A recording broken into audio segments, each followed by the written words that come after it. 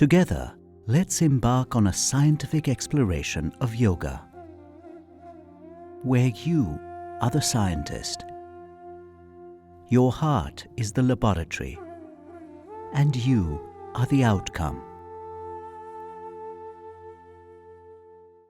Welcome to Meditate with Daaji. This week we will continue to put questions to Daaji. We have been receiving lots of questions from the viewers, and we have attempted to put similar questions together and put them in front of Daaji. Let's all try and make use of the wisdom and guidance of Daaji as he answers these very common questions that come to all of us. So let's start the question-answer session, and after that, like always, we will meditate with Daaji. Daaji, before you became a spiritual guide, you were also very prosperous in your material life. How did you manage to balance the material and the spiritual together? I often get asked this question, and each time my answers comes up very different. Anyway, the idea in our heartfulness way of meditation that we need to balance spiritual and material life. Balancing does not mean spending time equally. And also balancing does not mean that when you make $100,000, how much spiritual wealth are you going to balance it with? You can never balance both that way because you cannot quantify spiritual wealth. Years of my struggle in trying to understand this very fundamental thing, that how to balance and fly like a bird with two wings, equally supportive. I see it's a futile exercise. And when we try to percolate this, allow this meditative state to percolate in our day-to-day activities,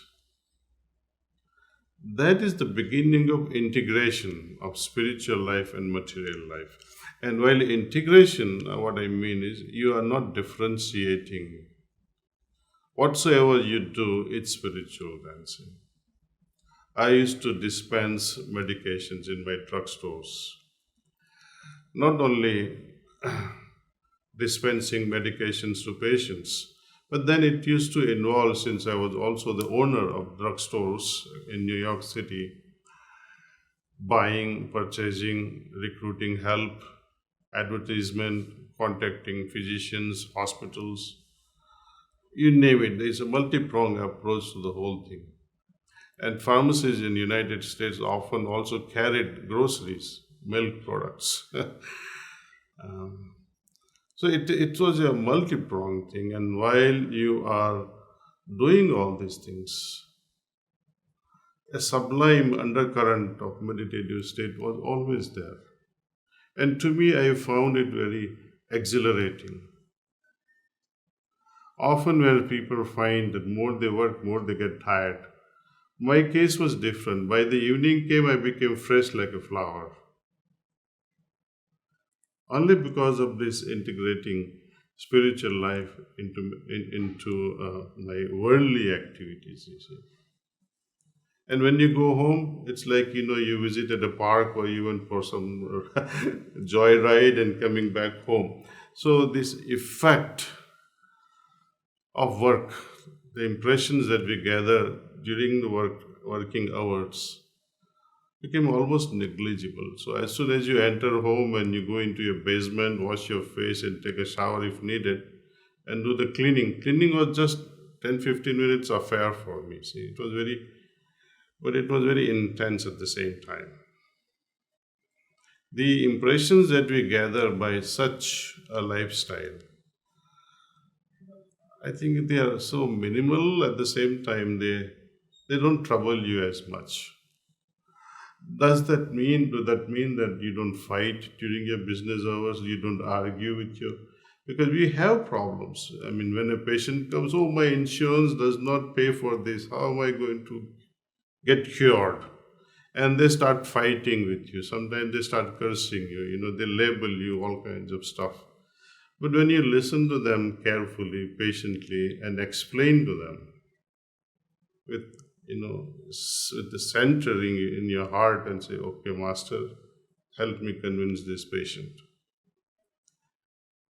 Make her feel comfortable. You see, most of the patients I got them were ladies, and ladies are always argumentative. Why not this? Why I want this medicine only? You cannot change my medicine. And we had to explain to them very softly, gently. And this exercise made me stronger from inside. Often it's not that you don't lose your temper. Sometimes I did. But then it was easier for me to retract. I could easily retract back and change my tone.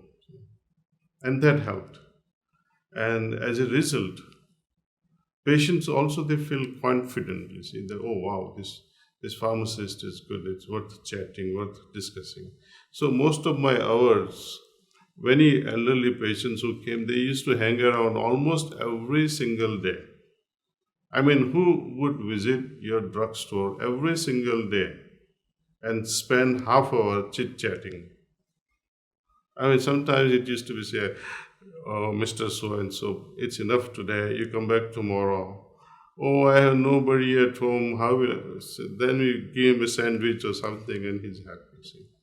So this is a lifestyle. I mean, we lead a life of compassion, of love, true to its name, heartfulness. You see, interacting with the world with your heart. Even the strangers. I mean, why are we differentiating strangers and recognizing amidst strangers? Babuji did not like this word non-abhyasis, means those who are not practicing. He would say, remove this idea that they are not abhyasis. So that's a great beginning, see, considering that all are my sisters and brothers. That's a beginning. And when I myself am meditating, and immediately if I think that somebody is other than myself, or they have different interests in life, of course we all have different interests. My son has different interests, my wife has different interests, strangers are bound to have different interests, but we all have one common thing, humanity, and we are part of the same universe. We are all traveling towards our destination, knowingly or unknowingly. Some, they travel with full consciousness, full awareness. Some of us are not even aware that we are traveling, though we are meditating, see. But the journey is so slow, you don't see the difference of travel. So, moment we accelerate our involvement with the system of practice, let me repeat again. Moment we intensify and accelerate our practice, then the journey also will speed up and you'll be able to see different vistas of your own spiritual state. So, intensify. Intensify does not mean to me that from 5 minutes to 60 minutes. No. Try to do something that you could have done in 60 minutes now in 1 minute. Right? So that is intensity. How to create emotional intensity while remaining connected with the source. So each one of us has to find our own answer. No master can tell us what to do because we all have different baggage. If master speaks about something, it may be applicable to one person or to himself. But to speak in general will be wrong. So you have to figure out the reasons why you meditate, how you're going to extend the meditative state during day-to-day hours. and how are we going to intensify these spiritual states, how I'm going to accelerate the whole process. This we have to reflect, we have to introspect and come to our own conclusions and make a resolve that henceforth I shall commit myself in this direction. Heartfulness advises one to follow one's heart. But sometimes one is not aware whether a suggestion is coming from the heart or the mind. How can one differentiate between suggestions given by the mind and those given by the heart? First of all, I am not willing to accept that you don't know that it is your heart that is speaking. Because every one of us, even my little granddaughter, she's 2 years plus, knows when she does a wrong thing. She has drawn a lot of, on this studio room inside, besides my apartment, a lot of things with her blue crayons and violet crayons on the wall. See? And one day she tried to do the same thing on my bed. And when she saw me, she quietly walked out with her head down. When I looked at her, she just put her head down and walked out. So I am not willing, rather it is unbelievable that you don't know when you have when you are even intending to do something and your heart doesn't know it. I would not say right or wrong, but heart always knows that this is not proper. And somehow we override it, consciously. And when we override it consciously, we form guilt, and that such guilt will settle down on the point D that we had, I think, talked about earlier.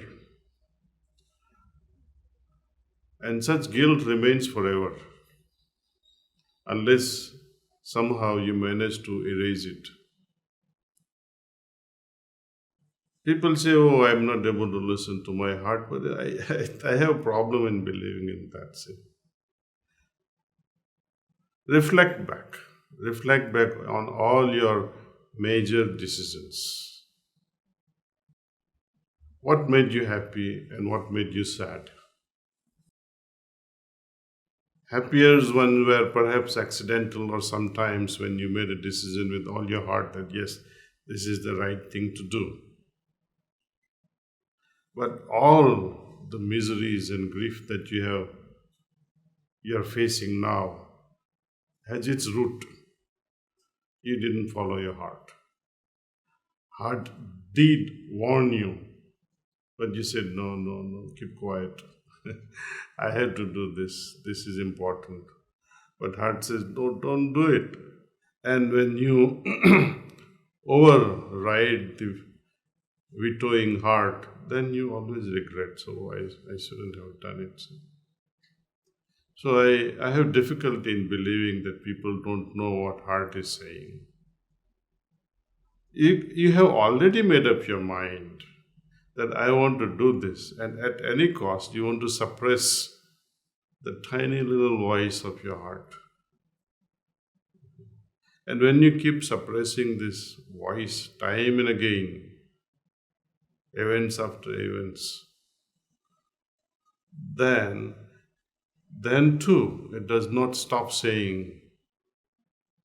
But what happens is, these impressions, not only of guilt, but other things that arises out of not listening to the heart, they settle on all these chakras, and as a result we somehow affect the physiological functioning of the heart.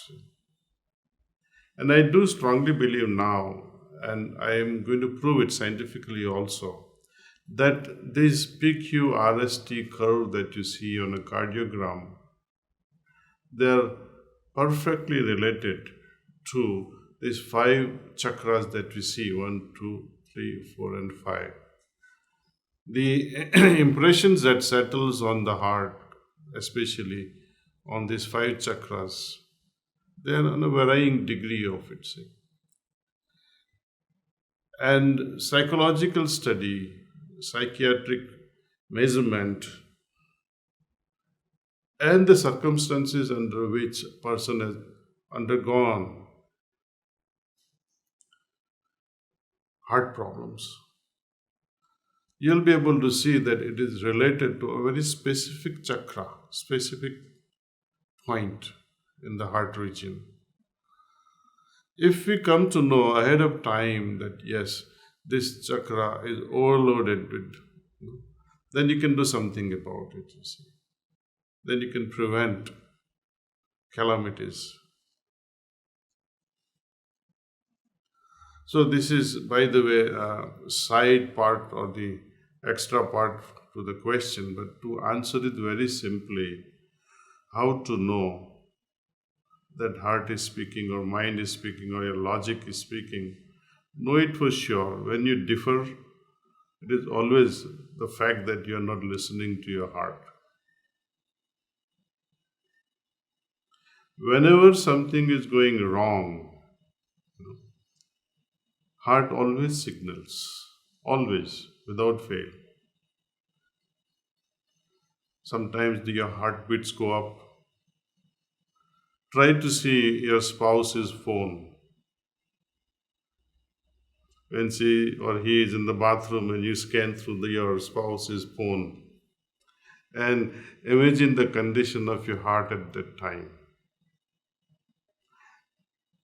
And suddenly your spouse comes out of the bathroom, what happens to your heart? Da-dang, da-dang, da-dang, da-dang. Your heartbeats goes up. Why are you glancing to your spouse's phone? It's a wrong act. And you get caught, you're in big trouble, that's it.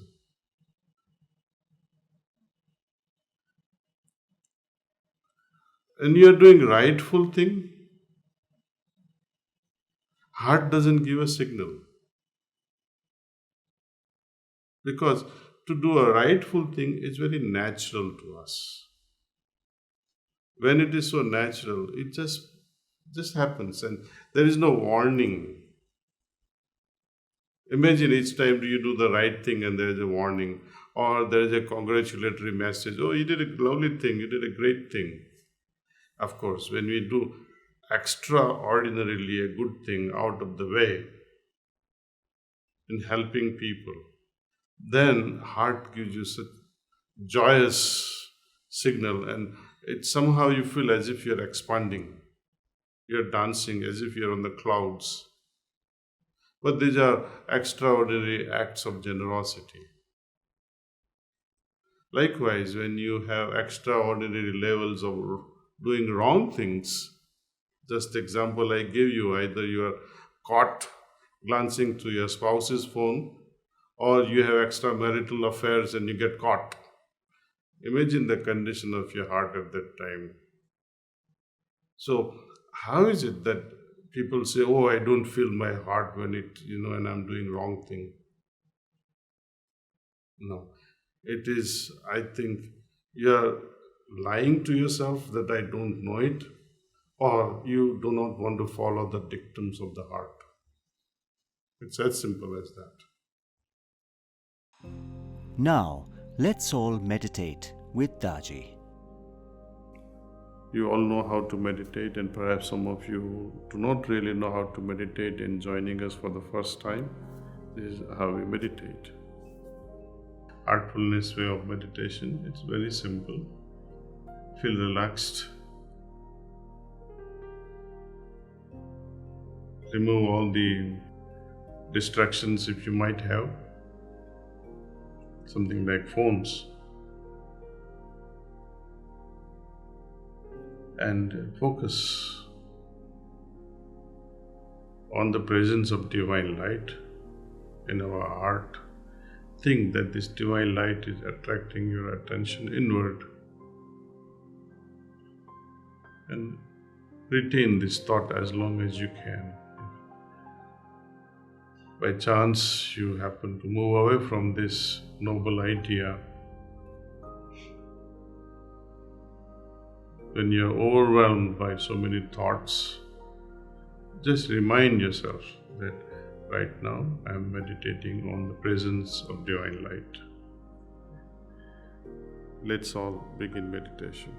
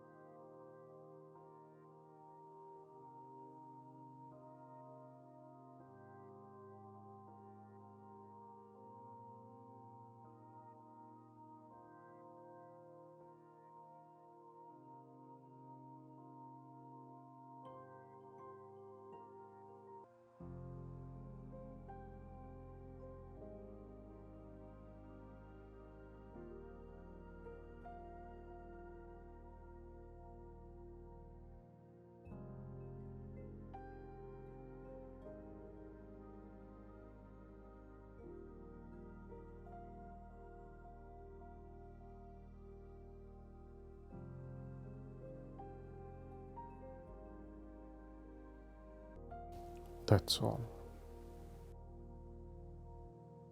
Please make a note of how you felt. Let's write our observations.